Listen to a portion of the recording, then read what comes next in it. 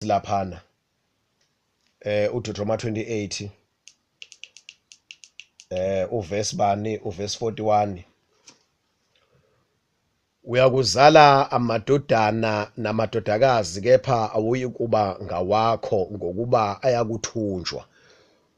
Ngikhulume ngaze kwaphela isikhathi engiyimisele sona u15 minutes ukuthi ngiyaqopha ngaso. So ngicela ukuqhubeka ke naleli verse ukuthi uyakuzala amadodana namadodakazi kodwa awayi kuba ngawakho ngoba ayakuthunjwa. Lento engindlalele lapha abazalwane recording before this one bengizama ukuchaza lokho ukuthi abantu abamnyama abagqilazeke kanjani ngoba bathatha impilo yabezizwe beUIsrael bashiya imithetho kaNkulunkulu bashiya impilo yabo abayimisela uNkulunkulu. So ke manje bayahlupheka nje manje.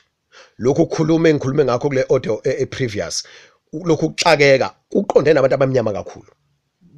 Usizi olubamba abantu abamnyama bayokuzala amadodana namadodakazi angabi ngawabo. Uthi uyizala ingane ithathwa amanesi amanesi kufanele njalo wehle wenyuka uyigoma nani then ithi mayisikhulile lapha ithathwa icrash ithathwa ipreschool then emva lokho ithathwa isikole akuseyona yakho lengane yabezizwe ngoba iyofunda izinto zabezizwe baze basha abantu iwestern culture. Then iwestern culture is not your culture because you are an African, you are an Israelite. Une culture yakho wena yemthetho kaNkulunkulu emiswe uNkulunkulu but you adopt iculture yabanye abantu. Then uyaphucwa lengane yakho iyofunda lapha esikoleni incane iqeda ukufunda lapha bese ihamba iyothola umsebenzi kude. Esikhathi isebenza kude lapha iqashe yabona ngikhuluma ngento mina engiyaziyo uqashe lapha usuqashile lapha ubone ukuthi hey madoda ngiqashile la ngikhokha irent. Yazi le rent ekhokha ukuba bengakhe wami umuzi ukuba bengithenge yami indlu then bengizothi mase ngidayisa le ndlu ngithola imali ezoza kimi unokuthi ngicebise omunye umuntu. Then uthenga umuzi wakho lapha ufika isikhathi ukuthi uyashada then ufuna ukuhlalela nonkosikazi wakho nabantwana bakho bese kungazathi ubhungile ekhaya ushiya ekhaya then ekhaya kunesililo emuva ukuthi wahamba ubani wahamba washiya ekhaya then uyibona bakhambisile abathe efunda bakise esikoleni then masuhambile usuyifuna lemfundo then masufundile usifuna ukuthola umsebenzi usutholile umsebenzi then sebe expect ukuthi manje ubuye uzohlala ekhaya. Ngitshela ukuthi ke wena uKwaZulu Natal uthola umsebenzi ePretoria uthola umsebenzi eLimpopo then uzo travel kanjani usuke eLimpopo every day uzolala ekhaya? That is impossible. Then uzo travel kanjani every weekend every month usuke eCape Town uza lapha kuyabiza is very expensive. Uhola malini ngalomzuzu nawe lapho ufuna ukuphila la uphila khona yabona kunama challenges nawe nama developments kunezinto ofuna ukukhulu uzenza nawe empilweni personal edinga wena yabona eqondene nawe yethi kufanele usupport futhi emuva then udecide ukuthi ngcono ngithenga umuzi esikhathi uthenga umuzi uya maintainwa unezinto eziningi umuzi ufuna ukukhokhela ama rates ufuna ukukhokhela amanzi ufuna ukukhokhela ugesi yabona kunezinto eziningi nje zokumaintain umuzi ngoba sekuyikhaya manje usuyancipha ngaleni and ngalena bathi hayi usufundile ba expect ukuthi uzodiliza uRondo wakhe istairs uzodiliza uRondo wakho big house uthi uyabheka la kwibudget izinto ayivumi emsebenzini nendlela expecteke ngayo ukuthi uperforme ngayo and ma performer iposition okuyona then expect ukuthi i-dressing code yakho imukeleke emsebenzini then ufuna ukushintsha i-wardrobe ufuna ungena ezitolo ezithile and amandla akho ukuthi ukhokhe ukhesha unawo ufuna ukuvula amakhadi ukwazi ukuthatha ukhokhe ziningi izinto ezicindezele then ufuna kube nemonto umsebenzi wakho uphoqa ukuthi ube nemonto umozo khokha i-public transport uyashayeka kakhulu ngcono and ubalethe emsebenzini unezinto ongakwazi uyicover kahle ngenxa ukuthi i-public transport umsebenzi wakho udemand ukuthi ube nemonto and imonto awukwazi uyithenga cash ufuna ungene esikweletini uhlala emzini wesikweletu lana. So kuningi nje bazalwane mawuthi uyafika ngasekhaya uthi hawu siyabonga sasithi ubhungukile yabona abazazi mawuthi ubhekene naso. So khuluma lezi zinto bazana ngelinye ilanga ukuthi iphi experience enginayo yabona njengoba ngilalele njena unobuhlungu nebitterness neanger neconfusion sifundile iverse lana kuDuteronomy 28 uthi uNkulunkulu uIsrael ngoba awungilalelanga ngiyokushaya ngani ngobuhlanya confusion madness.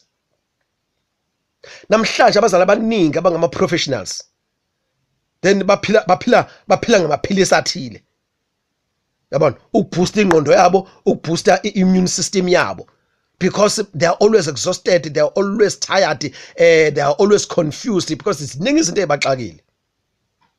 ijoy ayikho, ipeace ayikho. Badimandwa yilokhu ngapha, badimandwa yilokhu ngapha, ufuna bona kubhekene nabo. And baphila kuma worries and uthe uJesu singakhathazeki.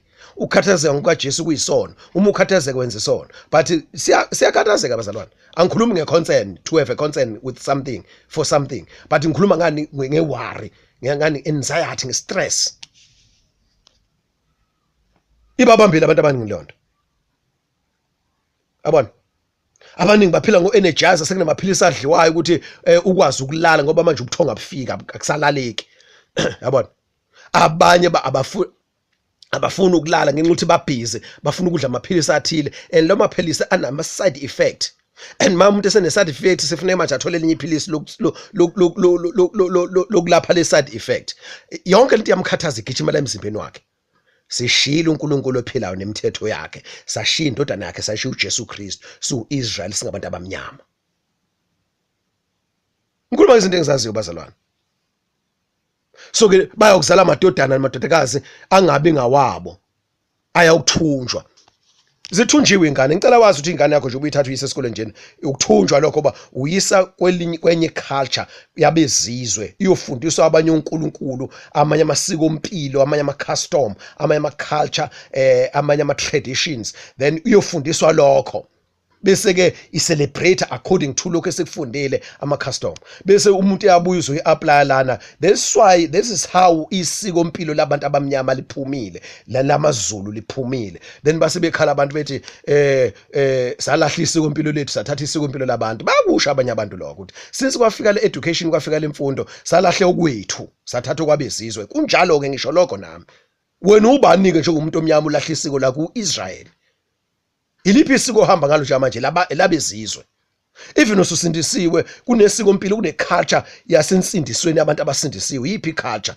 I-culture yemiyalo, yema-commands kaJesu Kristu athi ayasifundise wona, ofuneke sihambe ngawo. Sithande inkosi uNkulunkulu ngenhliziyo yethu yonke, ngengqondo yethu yonke, ngamandla ethu yonke, ngomphefumulo wethu wonke. Sithande umakhelwane njengoba siyithanda thina. Sidele konke, silandele uJesu, sithabathe isiphambano imihla ngemihla. That is our culture bazalwane. I-culture yobungcwele, holiness. Asayiphile uculture leyo. Ubungcwele bubalekile kithi. Why? Because sithatha iculture yani yabezizwe. Sicelebrate yonke into, sifundiswa yonke into, sisebenza lonke uhlobo lwemisebenzi. Egameni lokuthi lemsebenzi igqokiswe ini i-fold paper, yabona? Into ecwebezelayo ebonakala iyinhle ukuthi professional. Kanti amanyalo odwa lawo. Phambi kaNkulunkulu isinengiso.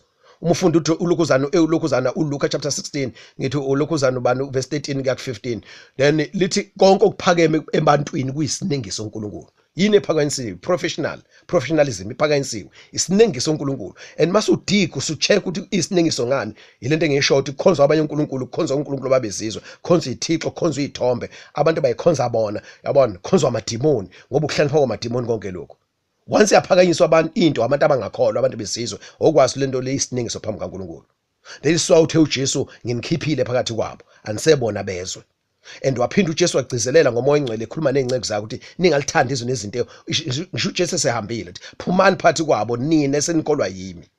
Zingcweliseni, ukuyingcwelisa, uyihlukanisela, ukuphuma entweni engcolile ube seceleni.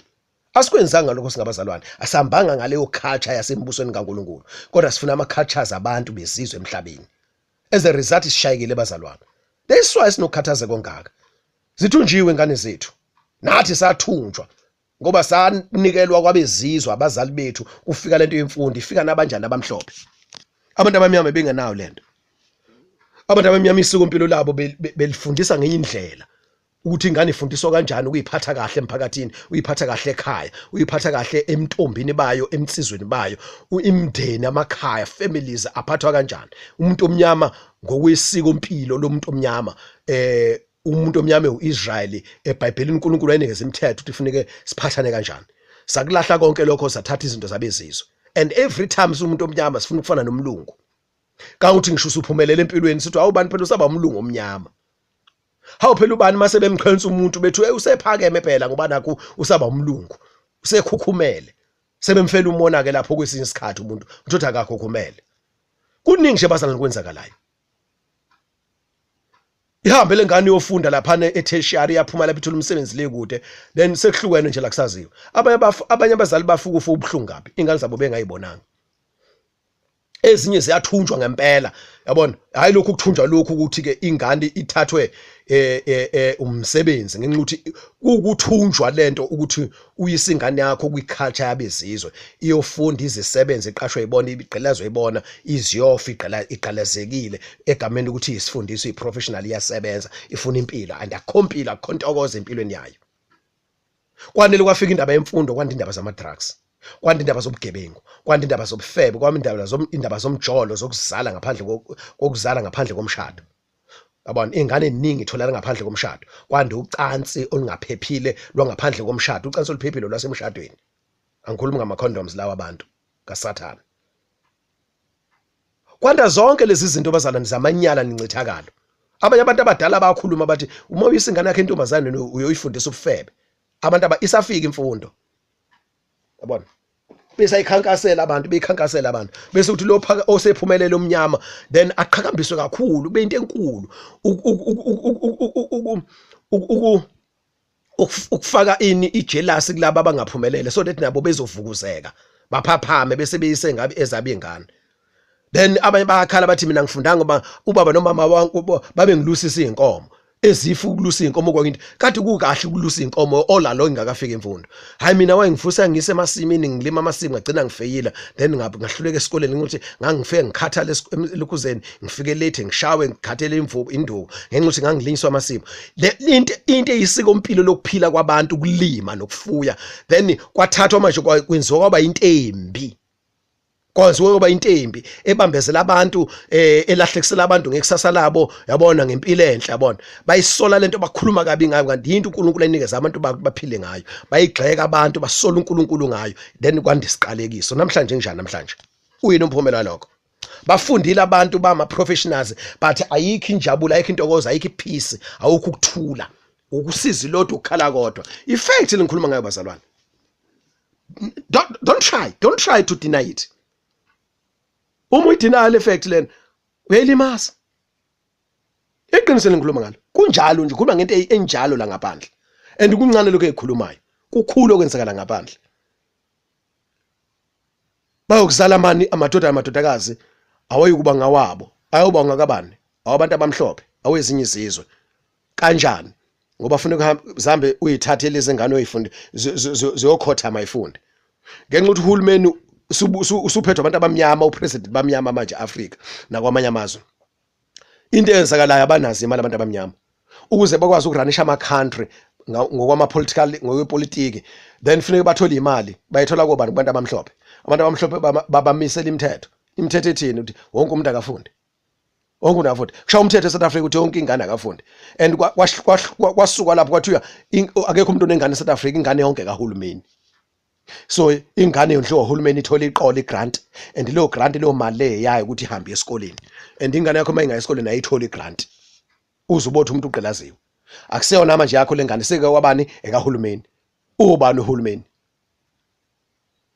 uhulumeni uyithatha phi imali yokuranisha icountry uyithatha abantu abamhlophe so kusho lezi ingane zakho ezabantu abamhlophe zenza intando yabo ngoba manje ziyafuna ukufunda and mase efundile ufuna iqashwe isebenze iqashwe yiba abamhlophe futhi ngoba ama job opportunities acreatewa yiba abantu abamhlophe amafemi inkampani awabo uhulumeni babuswa yiba inhlangano zepolitiki zinikezwe imali abantu abamhlophe so yonke into manje akusiyona yakhe ingane ithunjiwe bathunjiwe abantu yakhishwa kubantu abamnyama lento ukuthi kufanele bakwazi ukuyimela abaphile umuntu omnyama mayifunda ufundela ukuthi uzoqashwa akwazi ukufundela ukuthi lo lwazi sengenalo ngizoyiqala ibhizinisi ngiyimele and mawuthi uyiqala ibhizinisi uyayimela ufuneka imali capital awunayo imali ufuneka uhambe uyoboleka uzoba isigqila sanise loan bazalwane siyosinda siyokhululeka kuphela ukuthi sibuyele uNkulunkulu ophila umdali wethu wezulu nomhlaba siyiIsrael singabantu abamnyama sihlambulule singcwelise masithi sesisindisiwe egameni kaJesu kube ukuthi sesisindisiwe siyayiqonda lento ukuthi sisindisiwe zisidalwe ezintsha bese sikwenza lokhu uNkulunkulu akulindele ngathi sifuze uJesu Kristu inkosi yethu amen.